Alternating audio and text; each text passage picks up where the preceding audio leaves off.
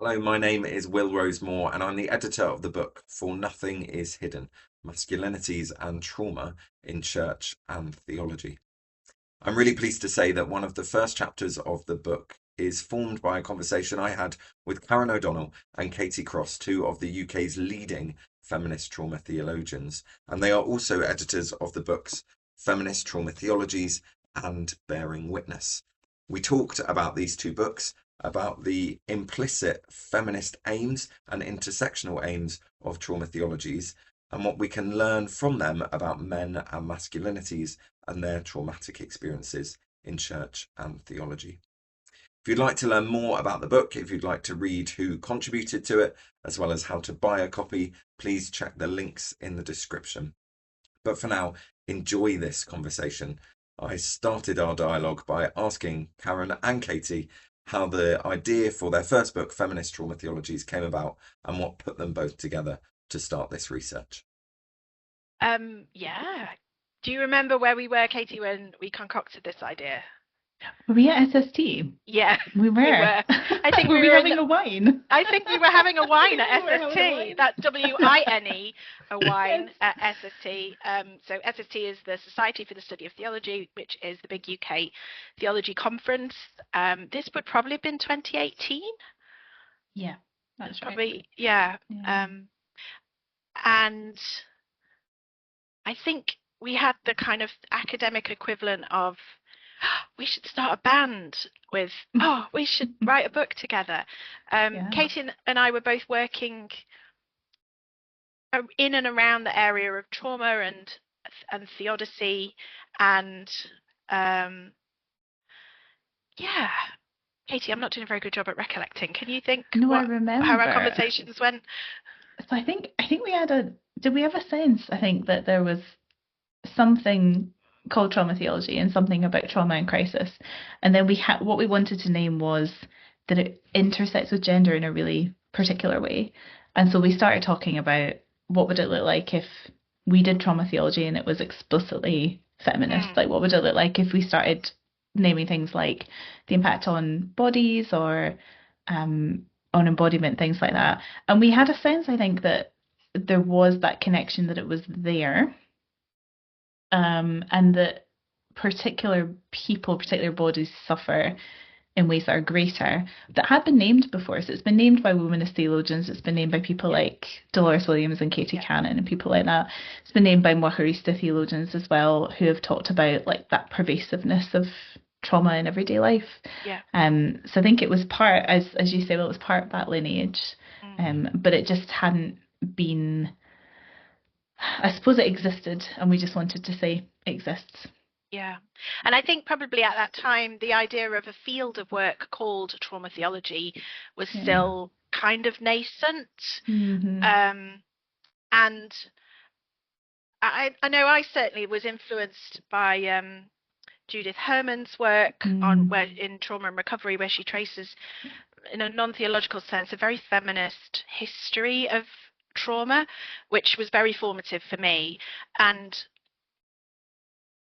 I was very aware that, contrary to most other forms of theology that I'd experienced, particularly when I was doing my PhD, this was one of the few fields that was dominated by women's voices rather than men's voices. And it's in the intro to that, in the foreword to Feminist Trauma Theology, Shelley Rambo really kind of names this as a kind of not conscious, but just very obvious move. So she's talking about her research with Serene Jones, who is her PhD supervisor, as being well, obviously we should look at what's coming out of trauma literature studies, Kathy Carruth's work, and because they were already feminists, the way in which that theology developed just obviously developed in a feminist way. And I think Katie and I were picking up on both this kind of slightly unsaid thing that we wanted to make explicit, and a kind of clear intersection of feminist theologies and trauma theologies in a way that we both kind of knew was important, but it hadn't yet kind of been articulated. Yeah. So your collection kind of really helpfully gathered a fair few voices, men and women, and tried to narrate those experiences, I guess, right, in a theological lens. And I know you'd both be keen to say there isn't or there isn't the feminist trauma theology, but there's feminist trauma theologies, and which makes this question hard. But how might you define or describe or start to kind of get at the edges of what a feminist trauma theology is, or its key characteristics, I guess? I like that you said that. That's really helpful, because there's not. I don't think there is one. I don't think we would want to put a claim to it and say there's only one way of doing this in particular. I would say there are a few hallmarks for me that are important. If I was thinking about it myself, just to kind of go back to my own work, an emphasis on lived experience, and Karen can speak to this more about just bodies, and rather than a kind of abstracted and philosophical view of trauma, thinking about resisting really tidy narratives of suffering, and really resisting that taking of them away from people's experience and their bodily experience and lived experience. And also because trauma impacts the body so much, making sure that it is grounded in that, and thinking about how embodiment is really actually very central to how we do theology, even though it's been quite sidelined. So thinking about how the embodiment is really embodiment is central to revelation, God's revelation. I think Karen can probably speak to this more, the ideas of remaking, things like that. But I think also for me, and this is where we're gonna see that my views on feminism are not necessarily changing, but becoming a bit more, I don't know if fluid is the right word, or slightly different. I think that any theology that's about women has to take all women really seriously. And that means, I think, that we can't have a focus on just one place in the world or just one situation. So I think making space for direct experience, lived experience, where it's most needed at the moment, and where trauma is as well. So I would say for me personally, the writing I've been doing on hope and trauma at the moment focuses a lot on Palestine and a lot on women in Palestine at the moment, particularly because they are, and this is, I find the statistics. Oh yeah, it's the UN statistic. 70% of the war dead in Gaza that have been verified by the UN are women and children. Right, women are having to have C-sections without painkillers. There's people resorting to using tent scraps for period products, things like that. So I think that idea that it needs to be where the trauma is happening. It has to be in those places and spaces, and that it doesn't have to be tidy answers either. It's not going to be one size fits all, as you say. I think that's really important too. So yeah, all of those things. That's quite a messy answer. Sorry, that's kind of all over the place. As it should be. Typical. Yeah, as it should exactly. be. Yeah. Right. That's exactly what I was thinking. That's right. Yeah, just what she said. Absolutely. Yeah. I'd forgot. So great listening to you, Katie. It's been ages since we've worked together on something, and I've forgotten how much I just enjoy listening to you. I think Katie's kind of picked out the kind of really key characteristics there. I think the one I would want to throw in, and I don't know if this so much came out in the Feminist Trauma Theologies books, but it's something that I've been kind of thinking about a lot since then, is this sense of deconstruction and reconstruction that is taking place, and that there has to be, kind of rephrase that when you pay attention to lived experiences, we have to be willing, that we as theologians have to be willing to let that lived experience disrupt doctrine, or this kind of accepted standard kind of forms of doing theology. And so I've been thinking, I suppose, over the last few years a bit more about trauma theology, feminist trauma theologies, as things that can only really be done if you're willing to take on board the kind of truth of what's happened to people and the truth of what they're then telling you about theology, and allow it to kind of deconstruct the doctrine, and sometimes to reconstruct it afterwards, that there might be this kind of partner move that comes, but it may not come straight away. It may simply be, as Katie said, that actually this is messy, and actually just this part of this process is naming the messiness and the unfinishedness and the the kind of temporary provisional nature of what we're saying right now. So for example, during COVID, Katie and I wrote a piece with a friend of ours, Rev'd, that was about doing theology in a time of a pandemic, and I'm pretty sure our answer was like, we don't know. Which was a really interesting, because there were lots of like big name men coming out with these theologies of COVID, and Katie and Ren and I were like, I don't think we can say anything yet. And actually naming some of the provisionality there was really helpful. So yeah.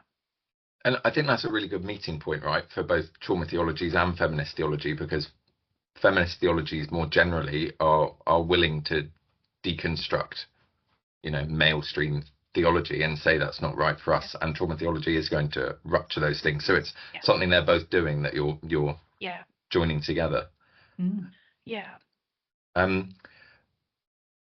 Obviously 2 years later you published Bearing Witness, and the subtitle is Intersectional Perspectives on Trauma Theology, right? So I presume you noticed maybe some of the limits or deficits of that work and where it could be pushing forward. So maybe could you just explain a bit, maybe at what point you realized there would need to be a second book and what you wanted that to cover, and maybe how that was stretching where the feminist trauma theologies had been working into new spaces?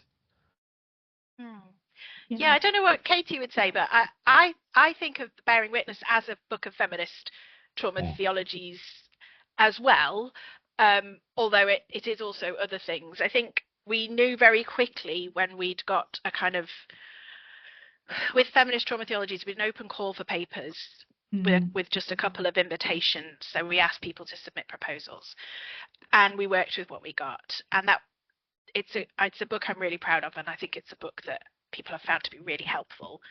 But we were quite conscious quite early on that it was not a very diverse book, and we wanted, as Katie's already said, actually paying attention to lived experiences in particular, and particularities is really important. And so I think we very early on named that as a deficit in the first book, which is not to say anything negative about the chapters in that book, because I think they're great, but that we were so conscious of what we hadn't said. And so I think probably as soon as we submitted the manuscript for the first one, did we start straight away thinking about the second one? And we invited people. We literally did. Yeah. It wasn't published and we'd already started, I think. Yeah. Yes. Yeah. We never got a book launch for the first one because the book came out in May 2020, and we were supposed to have this fabulous launch, which of course all got cancelled because of COVID.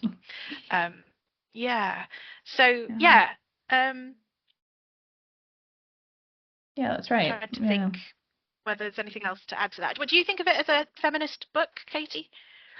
Yeah, in the sense that I think of feminism as having to be really intersectional. All of those experiences that are named in Bearing Witness, on race, on trans experience, all of those things, on poverty and class, I think they're really intersectional experiences, and they're feminist issues as well. So we could say that that's feminist, and I think that would be important to say that. I don't know that every single person who authored a chapter would necessarily say this was a consciously feminist decision, but it does make sense. It's a kind of follow-on. And I think there's a line actually that we wrote in Bearing Witness, that we were conscious of what was missing, and we felt that we didn't reflect the diversity in the first work. Which is a fair statement. I think we just had to own that. And actually, since Bearing Witness has been out, quite a few people have said to me, "Oh, you didn't have to tell on yourselves like that and say, well, we didn't want to do a white feminism, and we did in the first book, and we wanted to change it. And I was like, it's so important to say those things and name them. It's really important. If we don't, then what are we doing if we don't continuously move things forward and expand on it? So I think Bearing Witness was a great collection, but again, with Bearing Witness, it's still an ongoing conversation, right? And I think my hope is that we will continue down that road of attracting more and more diverse perspectives into trauma theology. That would be lovely if that would happen. Yeah, and it did exactly what you were saying, Karen, is typical of a feminist trauma theology, right? Is recognise the limits and the provision and the temporariness, the kind of willing to expand. So, and I actually love that you still see Bearing Witness as a feminist work without naming it, and I think that says a lot about how feminist theology doesn't need to be this explicitly named thing necessarily, but kind of has certain aims and trajectories that can be done by anyone. You put two feminist theologians together, and what is produced comes out of our bodies as much as it came out of the bodies of the authors that wrote the particular chapters.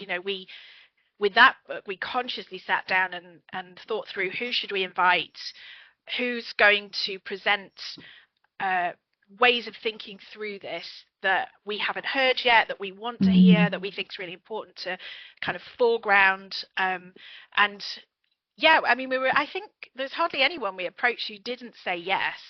I think there maybe have been a couple of notable no's, but largely due to time constraints rather than people were really up for it. Even like people who I can remember Anthony Reddy being like, well, I've never really thought about trauma theology in terms of the field, but I've got a lot to say about trauma. And I was like, great, say it. And his chapter's fantastic.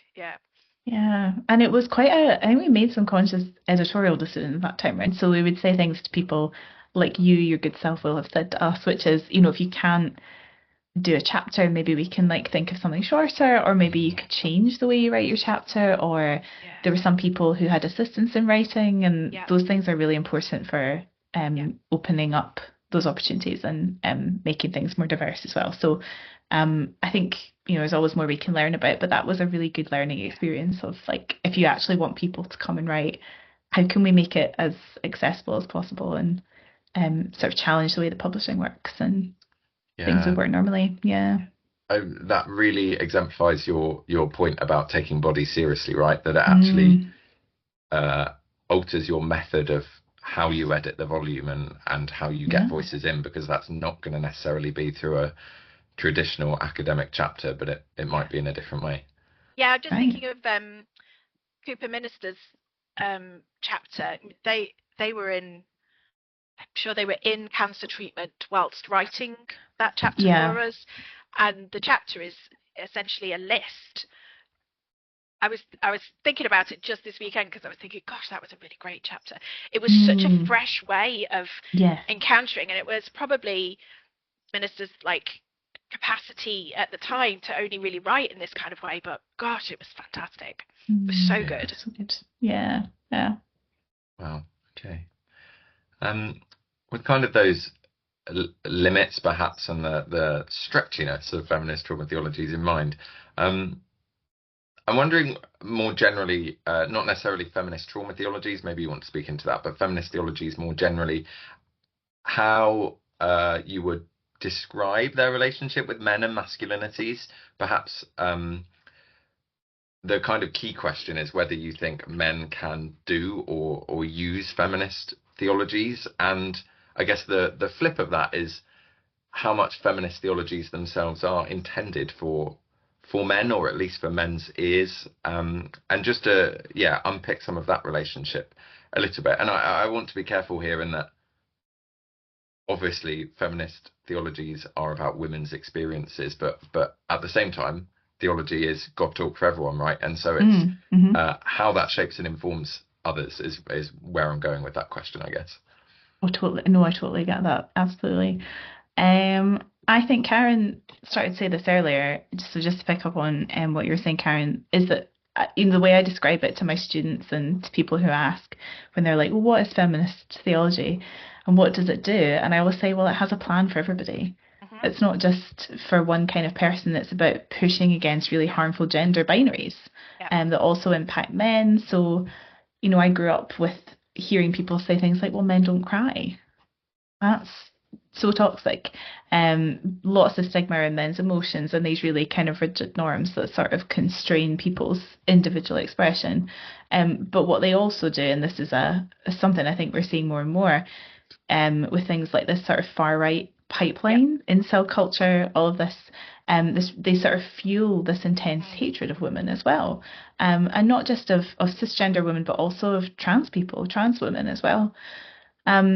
So I think gender, sexuality, identity-based oppression is all very interwoven, and it would be quite reductive if we were to say feminist theology is strictly within one binary gender construct, or it's only about cisgender women.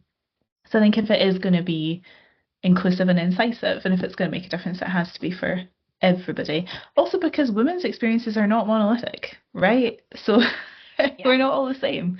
And this is something that I think, it sounds so basic to say that, but a lot of theology is still like, oh yes, women's experiences are all the same. Women are mothers and women are just like Mary or whoever, and it's, you know, I know, right? So there's a diversity to it that I think I would want to frame. But I can understand when people say things like, well, it's a space for just a certain conversation. But I do think, especially in the political climate that we're in right now, to talk about like women's only spaces it can become a bit dog whistly. I get uncomfortable with it straight away. Yeah. Yes, I think I'd echo exactly what Katie said there. I don't think it's helpful for people of other genders or for women or for theology to say this is a theological space or this is a theological discourse that you have to be a certain type of person to join in on, because not all men's experience is the same as well. So when you know when women are saying, you know, when we're saying, you know, patriarchy is bad for everybody, or I'm saying that, what I'm meaning is there's this tiny little group of men that fit into this very particular, you know, able-bodied, cisgendered, white, heteronormative group of men, you know, with money and power that do benefit, that really benefit from patriarchy, but everybody else doesn't. And there are degrees of that because, of course, you know, Katie and I are both kind of middle class. Well, sorry, I don't speak for Katie there. I'm certainly a middle class, educated white woman living in the first world, or living in the developed world. You know, there's real privilege that comes, and some of that has I gain via the generosity of patriarchy. But anyway, I think what I'm trying to say is, just as there's no single woman's experience, there's also no single man's experience. And patriarchy hurts men, sometimes in very different ways, but often in ways that are quite similar to the ways in which it can hurt different types of women. So I don't think it's helpful, theologically speaking, for men to absent themselves from thinking about feminist theology. I don't think it's good for men, I don't think it's good for women, and I don't think it's good for theology. Like Katie, I'm not actually interested in women-only spaces. Yeah, I've gone to places and talked about things like periods and menopause and pregnancy loss, and that's never ever really benefited from being in single-sex groups. Actually, more nuanced and interesting and powerful conversation comes when men get involved in those conversations too, recognizing the limitations of their own experience in the same way that I have to recognize, you know, just because I'm a woman doesn't mean I've had every woman's experience. I remember Emily Towns at SST. I remember sitting with her once and saying, look, I love womanist theology, but I'm not a black woman. What do I do? And she said, just be responsible. For goodness sake, Karen, don't not use it. That's not the point. But be responsible in how you use it. And I think that's what I would say to men is, like, read it. It's such good theology. Your life will be better for it. Our lives will be better for it. But read it with respect and with recognition of where the limits of your experience. So don't tell me what menopause feels like. You don't know. But, perhaps you can tell me something really interesting about what it feels like as a father to go through pregnancy loss. Like, that's where your experience kind of comes into the again, it's where does your body bring yourself into, and what can you recognize as being the limits, but also the gifts? What have you got to offer this? And if you've not got anything to offer, then it's a great opportunity to learn how to listen. Love that. Sorry, come off a soapbox now. I just got very excited. Yeah, thank you. Because what I was going to press you both on, but I think you've answered that there, Karen. Is you both talked about feminist theology for everyone, or feminist theology that anyone can join in with, but you're both avoiding the word doing feminist theology. But I think you've answered that there in terms of responsibility, and I think this goes back to what we were saying earlier, right? That you can have the trajectory or the aims or the underpinning of a feminist theology. You don't need to name it. You don't need to claim that title, and that is part of that responsibility, right? Like, what are you gaining by claiming that space that perhaps you don't need to be speaking into, or you can learn from rather than teach in, I guess. In the same way that, like, not every woman who's a theologian is a feminist theologian. No, they might still be really influenced and on board with the things that Katie and I might like name very explicitly in our own work. Doesn't mean that they're not, anti-patriarchy, or for kind of broader ways of thinking about what it means to do theology out of particular kind of locations. So there's a difference between engaging in feminist theology. So, like, if you're going to write a book about, Jesus, why wouldn't you read some feminist theologians, regardless of what your aim is there? And that's one of my issues with, like, how is my other soapbox, how, like, feminist theology is often taught, is that it's siloed into this little package of an optional extra you might take, and it's not in your mainstream, like, class on sin and salvation, or you have to go elsewhere for it, which means that, again, it becomes a self-selecting group. It's often not something that everyone can do. I never ever took a class in feminist theology. It was never available to me in any of my degree subjects, and I hate that. And the same is true for, like, black theology and for disability theology. It's often siloed out into these special kind of modules, whereas actually we need better and more diverse ways of doing theology to be the norm in theological education. And I think this is one of my soapboxes in my work, is that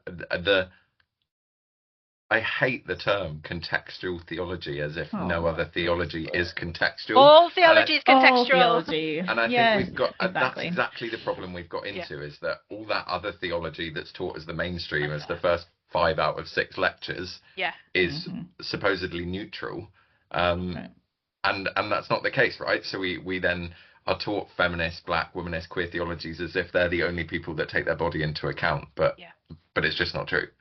Just not true at all.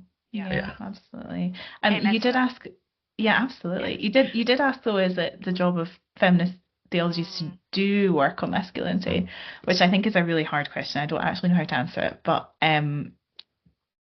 on the one hand, one thing to think about is it fair to task women, non-binary people, trans women with the labour of interrogating the roles and privileges of men?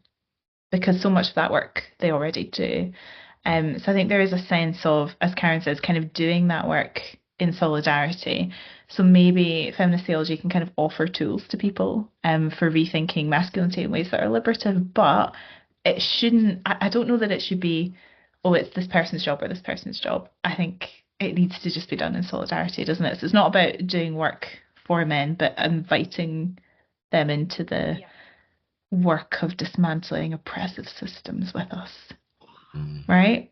Something like that. Absolutely. I don't know, but that's a hard question, because I thought about it and I was like, both but also I don't know, So maybe just reframing it, which is such a weirdo academic thing to do, just being like, maybe actually both, maybe actually maybe the tools and the frameworks, yes and no. Because I mean, I think, as Karen says, like, the more you tell people, just do it responsibly, right? Think about what you've experienced, and think about what you've also not experienced, and note that. But actually, even to say that, I think that's still an issue. I mean, it's not so much an issue in constructive theology or practical theology where I work, but it seems to still be a big ask for some people to think about whether or not they're qualified to speak on things. Yeah, and I think actually, like, they're all very, which is classic academia, they're all very niche areas, right? Yeah. And what's fascinating is kind of trauma theory. Well, a lot of, I know our trauma theory goes back to Judith Herman's work, and I think in her second book she talks about patriarchy being traumatic. Yeah. And she's basing that on women's experiences, right? But it's equally, well, maybe not equally, but there are experiences of trauma for men in patriarchy, and the fact that that's not even been addressed as kind of a bottom line is shows that there's a lot more work to do, I think. So you touched on it there, Karen, but Katie, you focus more on trauma and masculinities and men more generally. But what do you think theology and a theological lens can particularly speak into the relationship between men and trauma, or masculinities and trauma? Is there anything that kind of pings to mind in terms of an asset, I guess, a good thing that bringing theology into this conversation might bring or do? So for that, do you mean trauma theology, or do you mean like just theology in general? Or? Yeah, trauma theology and men, I guess, as we start to kind of connect all of these together. What do you think is particularly helpful about a theological lens when we think about trauma and men, especially, or perhaps some certain doctrines or ideas that particularly need thinking about? So in my own work, since we've done Bearing Witness, I've taken forward the concept of witnessing. I find it really, really important, not just for trauma, just how we do theology in general. And I really like this idea of taking lived experience and sharing. So witnessing being the kind of sharing of traumatic experience in order to process trauma, sharing with others and community. So I think we talked a lot about how ideas of community and being together are important for shaping any kind of trauma theology. And actually, in the building of our work and the things we've done, I think it's fair to say that community and doing things together rather than just working alone has been really helpful. But I think the ideas of witnessing are just really transformative, especially so if we're thinking about men whose experiences have been silenced or who've been living under stigma, or kind of silenced by norms of things like stoicism or shame that we've already named. I think ideas of testimony seem really important. So testimony, by that I mean telling of stories, not necessarily religious testimony, but it's telling of stories from people who have survived war, who are survivors of abuse, men who've been incarcerated, all of these different things, I think. And I'd love to see, I think about Heather Walton's amazing feminist work in life writing and autoethnography, and how so much of that work so far has been just women, or trans and non-binary people. And I'd love to see men write more about their experience. I'd love to see them engage more with that kind of concept of witnessing, which, if you're interested in tying it to the theological, I think there's an awful lot that you can do, and there's some work that I do myself that carries on from what Serene Jones talks about when she speaks about the witnessing of Jesus' death and resurrection. So it's a crucial part of the gospel story, and I think we need to be doing more of it just generally. Yeah, thank you. In ways that were trauma informed, by the way, I have to say, footnote. Yeah. That's so. I think Rachel Starr and Robert Beckford in Behold the Men talk about the anxiety of men to deal with the messiness of their bodies and the messiness of being men. Like, there's so often, I know Karen and I talk about it all the time, that binary between the kind of leaky bodies of women and the tidy, clean bodies of men. And actually, that's a patriarchal construct that men are kind of allergic to addressing their bodies. And if feminist trauma theology is all about naming and narrating and witnessing the experience, I think that's a really helpful first step, right, for men to do, to be vulnerable enough, I think, to tell their story and name those things that have shaped them. Exactly. And I think that it ties to embodiment. I'm sure Karen can say more about embodiment, but I think Always. masculinities are often, masculinities seem really kind of disembodied in theology. Whereas like women's bodies are, as you say, really complex and, all kind of things that are going wrong. But men have bodies that are wounded and vulnerable as well. And I suppose if trauma theology is saying to us we should reclaim embodiment and think more about the importance of the body in the way that we do theology and we think about God, then actually considering men's bodies in those ways, I think makes so much sense. Yeah. I think as I'm thinking and listening to you there, Katie, I'm thinking about the work that feminist theologies and trauma theologies have done around patriarchy is really important, but patriarchy will not be dismantled until a more diverse range of people are repulsed by it and are making that repulsion, that disgust heard. But I also think, I was just thinking about there's just so much toxic gendered bullshit in Christianity that I'm thinking about, like, Jordan Peterson and all his nonsense, but then all this kind of stuff about, well, because you wrote the book on it, Boys Will Be Boys, and other myths. Men cannot afford to not engage in this work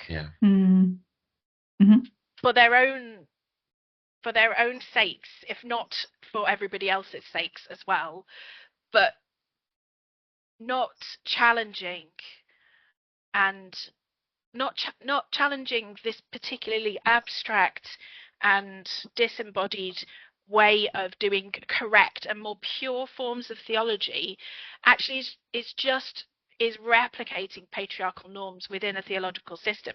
And maybe from an academic point of view that's less important, but if you want to talk about this from a perspective of faith, then what kind of theology are you producing except inadequate, and all theology is inadequate, of course, but like really inadequate forms of theology that are not helping people to flourish, that are not helping people to thrive, both in and of themselves and in their relationship to both God and to the church. The church is in the Church of England, to which Will and I both belong, is in a significant pickle, and most of which is about gender and sexuality. And I can't help but think that actually some of these themes that we've touched on just in this conversation are like things that the church needs to completely undo and stop upholding and stop pretending like the Bible gives a clear manuscript on anything, because it doesn't. So there's another soapbox I'm on there, but I'm cross about it. And I think I wish that whoever the powers that be are in theology could stop giving so much space and time and attention to these toxic forms of theology that just feel like, oh, this is the correct way of doing it, and therefore we'll give them the grant, we'll give them the position. And some of that sounds a bit whiny, and maybe it is, but it's just not helping anybody. And I fundamentally believe that the theology I do should be done so that people benefit from it. I'm not interested in doing work that just sits on a shelf. I want people to read it, and I want their lives to be better because they've read it. And I can't help but think that if more people were doing that and paying attention not only to their own lived realities, but also to the lived realities of their readers, then things might be a little bit better. Yeah, absolutely. 100%. And you've really got to the center there of I think there's a real wave in that you've addressed it from all different angles, that men and masculinities genuinely need to engage with dismantling patriarchy if it's going to happen, in the same way that mainstream theology and the institution of the church, it has to start coming from the inside, right? I think it is like I was saying earlier about contextual theologies, is that it's been happening from the outside, and really, if this overhaul and this movement's going to happen, there needs to be red warnings, some kenotic behavior from the inside. That there needs to be a letting go of the things that are held so tightly, I think, which Yeah. are And usually then attributes of patriarchy. acknowledging that there needs. I just don't think people understand what patriarchy is. I think maybe we need to start there. But like, you know, the kind of church I went to, both the Catholic Church and the charismatic evangelical church, understood patriarchy to be God's gift to the world. Like, this is God's best plan for how to run the world. Yeah. What? And I think so much of that, there's so much toxic, crappy theology built on that, you know, that actually it's a massive thing that's needed. And as you know, well, because you've been wrestling with this for the last 3 years, but it's huge. It's not at all insignificant. And I would hope that feminist theology, trauma theology, Black and womanist theology is like, the tools are all there, right? We've been doing this work in various different ways for decades. The tools are all there. I mean, it's Marcella Outhouse-Reid talks about the kenosis of theology, right? The whole thing. Yeah. And I think that says something about it. It's not just a little bits. It's potentially the whole thing that we give our lives to. Yeah. Absolutely. Can you imagine if Marcella was alive today? She'd be writing a chapter for this, I'm sure. I hope so. Or an endorsement, at least. Yeah. Maybe that's more realistic. Just as we come to a close, kind of perhaps speaking into men and masculinities, but more broadly, as you know, two of the leading feminist trauma theologians, what do you see as, I know, Karen, we've talked a lot about a kind of new wave of trauma theology and feminist trauma theology, particularly coming up at the moment. What do you see as the next things on the horizon, the next issues and key concerns? You mentioned there about like the state of the Church of England, and particularly the introduction of this book is coming out of the safeguarding crises that have happened. I think I can't really talk about masculinities and trauma without that being the key focus, right? So perhaps that, but anything else that you see in the general realm of feminist trauma theology, what is the next things that you think are going to be addressed or need addressing? Yeah. And that could be a promotion of your own work or other things. I think this is I'm cheating a wee bit because I said this in a chapter on the future of practical theology recently. But I think it applies everywhere. Is we need to be thinking about making space for people who are trans and non-binary more in what we're talking about, particularly because politically they are people who are having just an awful time in the UK specifically, but kind of more generally. Their bodies are not safe. And I think they have a lot to say to us about safety, but also just about, you know, not just about their own trauma, but about how to live at this point too. So not just all the kind of negative stuff, but I do think there's a real case for saying we need to have more voices that are coming, particularly because those are voices that are also cut off by the church very often. So finding a space to kind of allow people to speak about what they want to and to speak about their own experience, I think is really important. I think one of the things I'd like to see happen, I'm going to try and do this in the work that I'm doing at the moment, is start thinking about developing trauma theology towards something that is a bit more engaged in a kind of activist way. So this is specifically about my own work. So I think one of the things we've named already, but I think we need to still be conscious of, is the privilege that we have in exposing people's traumas and thinking about trauma theology, and then being able to look away from it and actually being like, well, this particular trauma doesn't, you know, resonate with me, and I can look at it and then put it down. So ethically, I think there's a question about how we do that, and actually going forward, how we align that more with politics and with protest. And that does tie back to what I was saying about trans rights, but I think also there's a whole lot of other ways we can do that. So the work I'm doing on Hope at the moment is a lot about what's going on in Palestine. And I think I'm sort of questioning myself, like, what is demanded of me as somebody who wants to call myself a trauma theologian? So am I okay just to write about this in the abstract? I don't think so anymore. So that's something I've become really personally uncomfortable with. So being able to bear witness, but also raise awareness and be part of community action and kind of go on marches and be part of that. So I'm still negotiating this, but I do think something about the future of trauma theology is thinking about how responsible we have to be with our actions as people as well as we're thinking about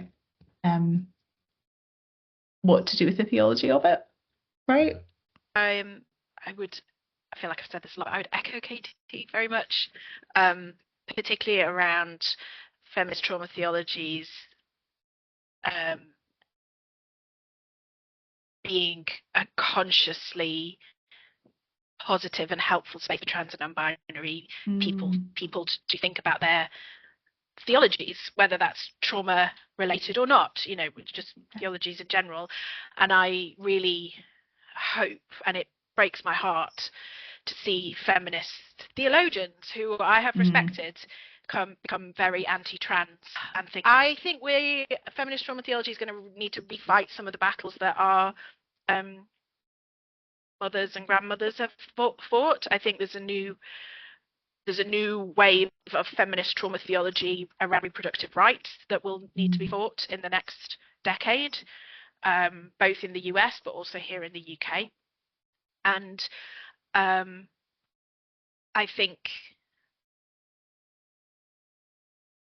we've not yet seen the back, particularly in the Church of England context, the back of safeguarding concerns. There's only going to be more of those, and at the moment the church does not have a theology of safeguarding, and it needs one very desperately. And I think feminist trauma theologies are in a very good place to present one, but